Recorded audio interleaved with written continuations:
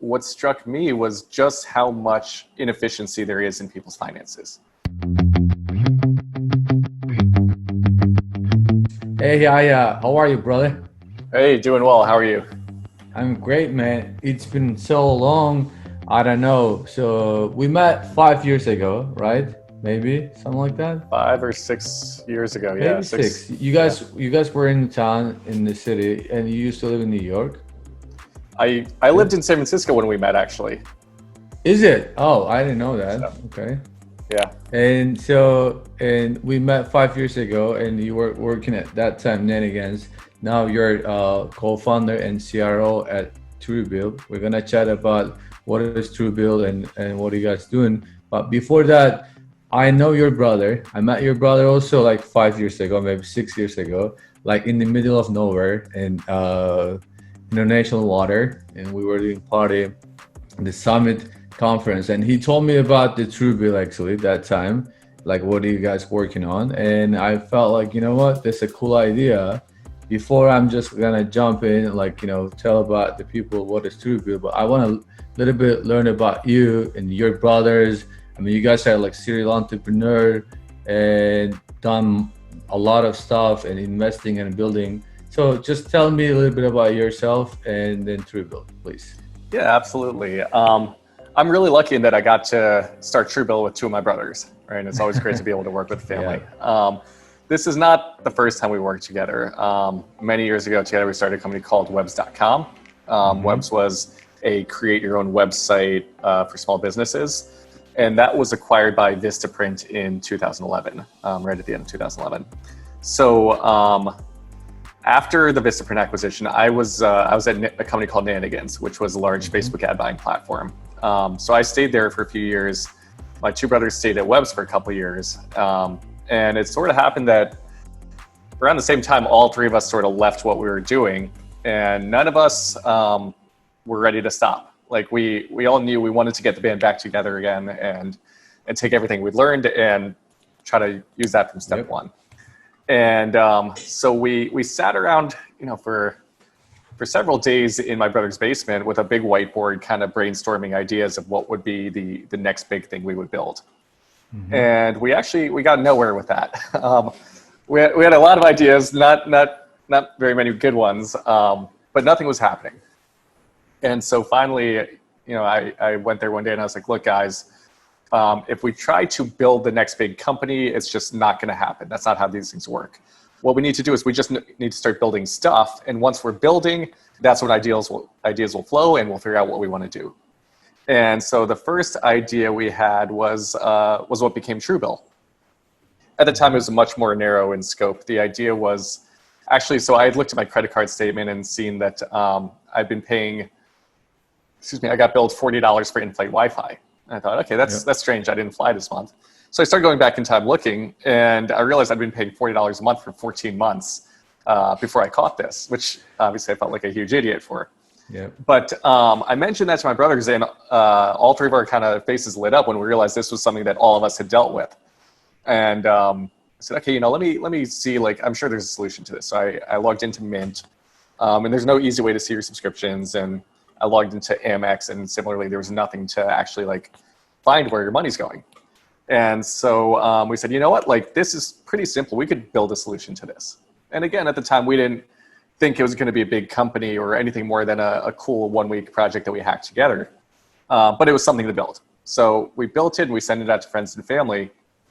And two things happened. One was, firstly, everyone we sent it to was finding things they didn't know about. So it was actually kind of valuable to people. But two, as we sent it out, we started getting data and getting, really small scale insights into people's spending. And what struck me was just how much inefficiency there is in people's finances. And that was something that all three of us were passionate about solving. But still 2016 and like late maybe 16 or early 17, or what was this the was time? late 15. Late 15. Oh, okay. Right. So we started looking at spend and saying, okay, you know what? Where is there inefficiency that we can solve? And around the same time, kind of on a whim, we applied to Y Combinator, and I think it was actually the last day to apply, and we got accepted there. and those two kind of came together, and we looked at each other and said, okay, I guess we're doing this. Yeah, but like, yeah, the Mokhtarzada families are like kind of, I call you guys like a mafia or like whatever. Like, it's like everyone is five brother, right? And two sister. What is? Four brothers, one sister. Yeah. Okay, is she work with you guys now, or like she's No, she's in the foreign service actually. Okay, wow. So like four brother, like technically, I was thinking that one of them might be the engineer, another one designer, and then the manager, the management level. One maybe can go for like your funding. It's a good combination, and when you guys started Truebill, I do kind of remember some of the solution might be doing something similar, but not the way of like mobile first or mobile only, like you guys. And the Truebill like now is like I know because of like we were gonna talk a little bit about the growth and the tactics and team and everything. You've been always like top charts in App Store in the finance category because that's a true need.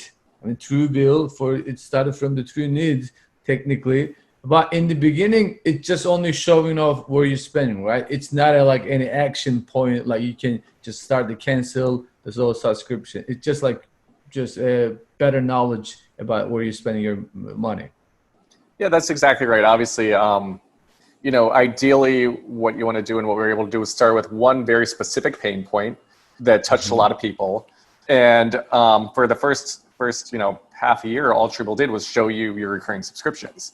Today, it's a much larger vision, right? We want Truebill to the mission of the company is to meaningfully improve the financial health of millions of people. And what we're building is, I think, just the best place to run your finances, right? But finances is really broad and really complex. And so what you do is you start with that one pain point and you use that as your wedge into the market.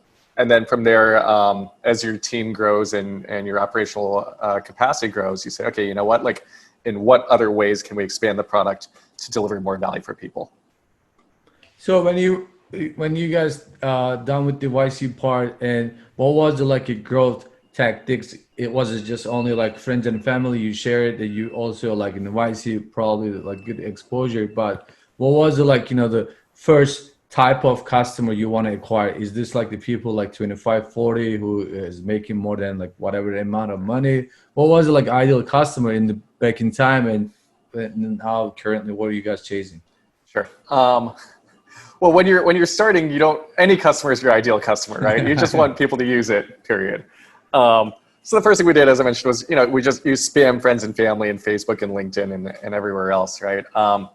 The next thing we did was we put together a story that we could go out and try to get press with.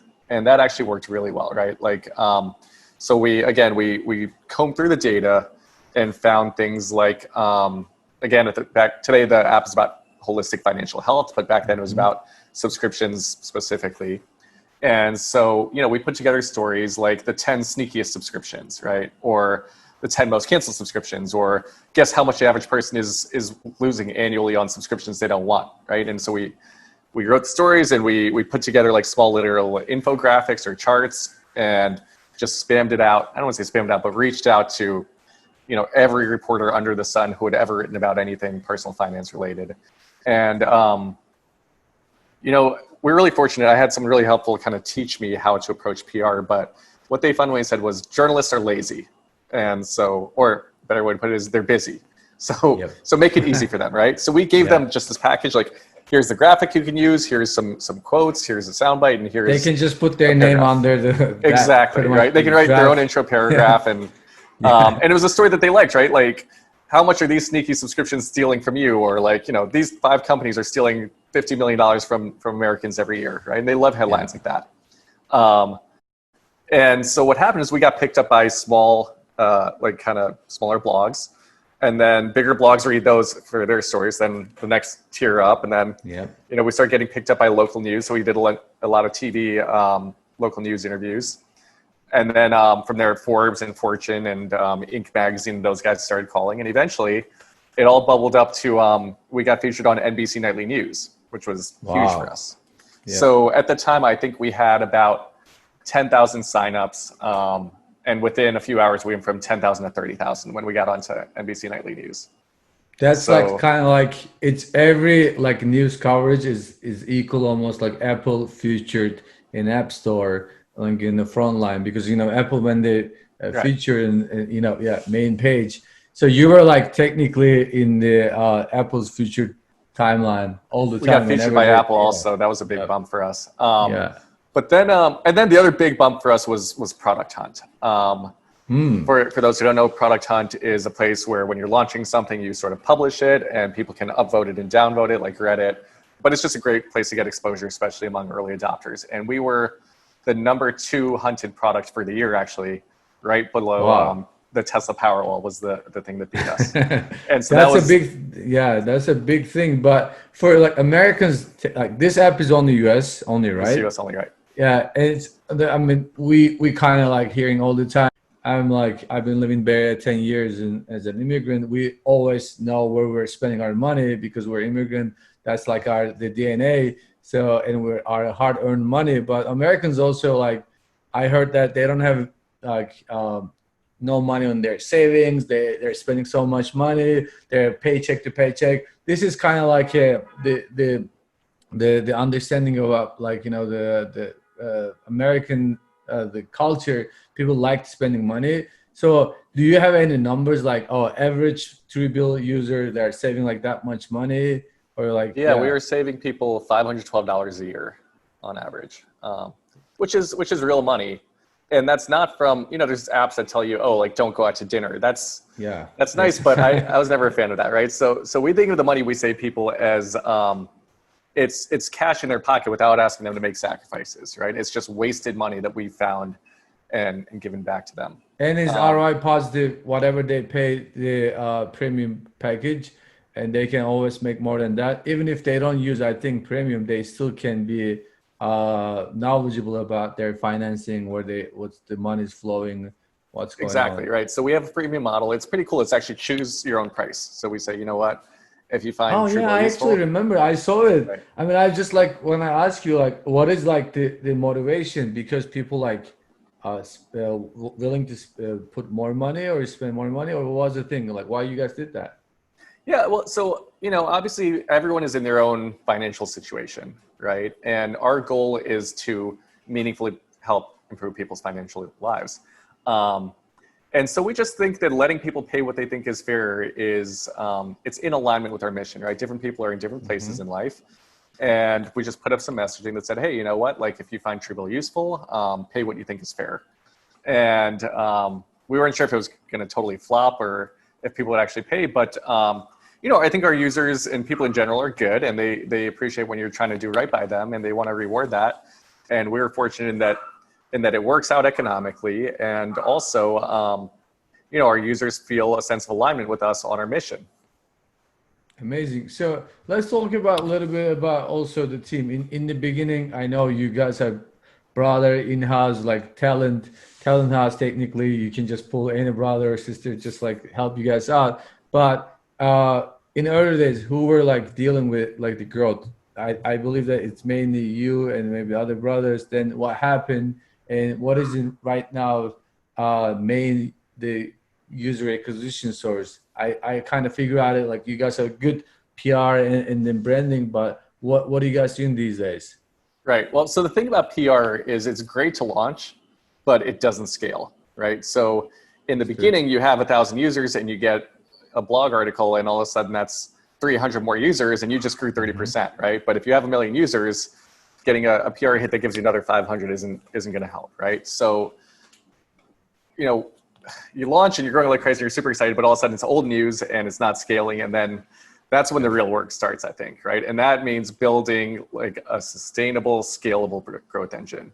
And there's no one single piece to it, right? That means you've got to do your App Store optimization. And that's not a one-time do your App Store optimization. It means that every week you've got to put resources Yeah. towards that, right?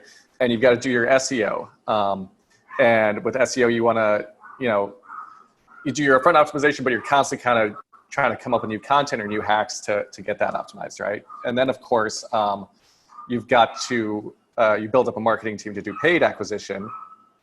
And you have your main channels there, and then you have sort of a long tail of smaller channels. But in order for that to work, you really need your product team to put together product that people find valuable enough to pay for, and not just to that you can convert them to premium once, but that they keep paying for 12 or 24 or 36 months, right? Because if you're on a monthly subscription like we are, you need them to keep this product for 3 years, right? You're technically like selling, if your subscription, if they do month to month, you're technically selling every day when they log in the product. Exactly. Because you want to make sure that they're not going to cancel it, or like you're going to convince them maybe longer term. Did you guys try any like lifetime membership or something like that? Because We've I done see annual. Okay, you do annual. We do annual, but not a ton of people do annual. I think people sort of wanna kind of experience the product and see if they get value before they make that decision, and then by then they're on monthly, and they just kind of. I always pay annual anyway, maybe because I like to pay anyone. So I'm a premium member of Truebill, and I actually like to see that how transparent you guys are. So you're showing me how many days I have left for as a premium member. That's a good motivation actually. I just feeling that okay, what I am getting from the platform and the product, also the great UI. I love the UI. I mean, it's very let's say the consumer friendly. But for the growth perspective, let you say okay, the PR is in the beginning, then ASO, and then paid acquisition. But when you guys do the paid acquisition now, is like in new days, like Facebook is changing in not the only Facebook and Apple and all other guys like working on for the more like privacy. So you guys like actually are very trusted app because you connect those people's data and everything, and you're using those data to give them more actionable insight. Do you you guys have any plan to go further like accessing their other assets, let's say their Robinhood account, maybe like their other like investment vehicles? Do you guys have any plan for those? Yeah, so investments is something we're working on now as part of a net worth section. We actually just last week added support for the Apple Card. So you're spot on, right? The more data you can pull in and the more comprehensive view you can give someone of their finances, the more useful this thing is, right? Yep. And so that's always on our radar, of course. That's cool. So now you guys are like 30 people? How many people? No, we're closer to 70 now. No way. Oh, I'm just like couple days ago looking for your team. The pictures, like you guys invite them to you are now Washington, right? So we're headquartered right outside of Washington, D.C. with offices marketing offices in San Francisco, and then we have an office in New York. Still, like you guys have a team in like San Francisco. Those people are still. Yeah, I mean, especially for like app marketing, right? Because that's such a specific skill set. Like for sure, you have to have that in San Francisco or New York if you really want to build like a team of experienced, top tier growth people. Yeah, what I was trying to say when I was looking for the people's like the team, the page. I counted the people, and I also look at for your LinkedIn page. I don't know, somehow I remember like 30 people, but now 70 people. And I know you guys are hiring mostly. I feel that is like, are you guys looking for product and marketing or? It's a lot of things. Of course, we're always trying to get engineers. We've been growing our data science team really aggressively. And then marketing, I mean, that's one that never stops. I know. And for the marketing, do you guys like seeing like best working like maybe the practice you can maybe share the people, the audience, because we're gonna distribute for other app marketers. I mean, I use my ad intelligence to like where you guys spending the money, or at least high level. And I know you guys are running Facebook and Apple search ads, but what is like the something you guys learn and you might share with other people instead of they can spend millions of dollars, they might be just get a little bit like, some insight from you. Yeah. I think, so firstly, marketing starts with getting the right talent, right? And so in the beginning, we were really fortunate to just get some people who were, some unicorn people who were both very creative and they could drive that ad creative process, as well as analytical. So they could build out the reporting structure that we use to basically understand in very near real time how our ad performance is for that day, right? And so obviously the more granular your tracking and reporting is, the more efficient you can be.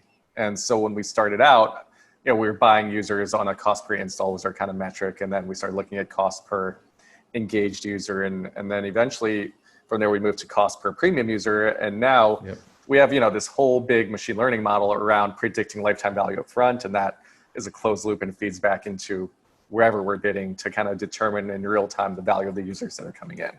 And by doing that, because it's an auction, you're bidding against other people, the more granular you are, the more accurate you are, which means that the more efficient you are and the more you can bid, so the more volume you can get, right? And these are all like internal, like you guys build it. So like hiring the right talent, those are the one they might be done at something similar product back in time.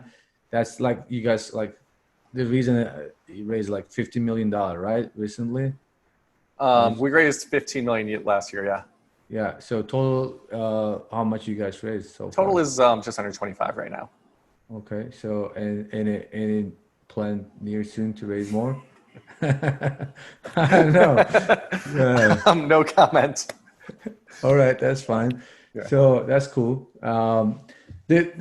Because I like when I talk to a lot of especially individual developer or SMBs, they can see, oh, I see one app in top grossing charts. I can make it something similar. But I keep telling those people building an app, it's just 10 to 15% of the app business, maybe less even. Depends on like just like what kind of business do you want to do. But it's more like science, art, and maybe the math. So do you like position yourself more data company than finance company? What do you guys like feeling like for that tagline? It depends which office you go to, right? So at our core, we're a consumer software company, right? We build an app to help people. Yeah. But if you go to San Francisco office, I mean, those are data guys through and through, right? Also, even building a consumer finance app, like you need a really sophisticated data practice to understand people's finances and model it out so that you know in what ways you can help them, right? But the thing is, it's very rare to build an app, launch it, and then be able to spend money on ads for it and grow it that way, right? What happens is you build an ad and you launch it and you spend $1 on ads and you get back 50 cents, right? And then what's going to happen is, at least for us, you're going to run an experiment. We're constantly running experiments and split tests. And all of a sudden you're not making 50 cents, you're making 52 cents. And then you're making 54 cents, right? And it took us, 2 years from when we launched to actually be able to make $1 back from spending $1 on ads. No way. Wow. Right? That's a good insight. 2 years. Like doing all the full experiment and testing almost everything with that team and who has some experience before and also some money in the bank. Like, I mean, you're not like, the conservative or spending, at least you were testing. Still, it took you guys 2 years, huh? Wow. It took us 2 years, right? And so, prior to that, you're kind of setting aside a few $100s a day to test your ads with. And you just need that stream to basically constantly optimize, right? But then once you hit that inflection point and you're making more money back from your ad spend, right? Then it becomes a game of scale, right? And you keep tweaking and all of a sudden you're making back $1.50 if you spend $1 on ads. You're making $2, right? And then it's like, let's scale the ads team and let's scale the number of channels we're running and just try to grab as much volume as we can, right? Because again, whatever you spend, you're making double that or more back. And that's the VC money scheme or like other stuff. Exactly. So you just like put the gas on top of that spark. It can go as like a big fire. That's amazing, and then you've got man. someone on your team running Twitter and Reddit and TikTok ads and Apple search, of course, and Facebook and 15 and Pinterest and 15 other channels. Yeah, I'm just gonna end it like maybe a last question. So, what are you guys feeling about this Apple's new change and IDFA, and then Facebook announced like for those audience network won't be available. So, what are you guys planning? It's scary. I mean, the first thing we did was we started. We had already been in a contract with an MMP, like a mobile measurement platform, and we did a full reevaluation of the entire landscape to see who was going to be best positioned for that. But I think it's going to be the wild, wild west for a for a period of time while people get their bearings. And unfortunately, it's actually the more sophisticated marketers that are going to be hurt most by it, right? Like if you're an unsophisticated marketer and you're just throwing out money, then what do you care how granular your attribution is, right? But for guys, one, it doesn't matter. Yeah. Right. But for the sophisticated advertisers like gaming companies, travel companies, apps in general, yeah, I mean, it's scary. I wish I could say more, but in 2 weeks we'll know how bad it is. We'll know, and they might saying that Apple might be delayed for iOS 14. I don't think so. It's gonna happen, but yeah, because you guys spend so much time build those playbook and best practice. It's working for a specific ad network. Now you need to start from scratch, or maybe someone figure out as an MMP partners. They can say, oh, this is maybe the back door, and that's why we're going to use it. I don't think so. In a back door will be, yeah.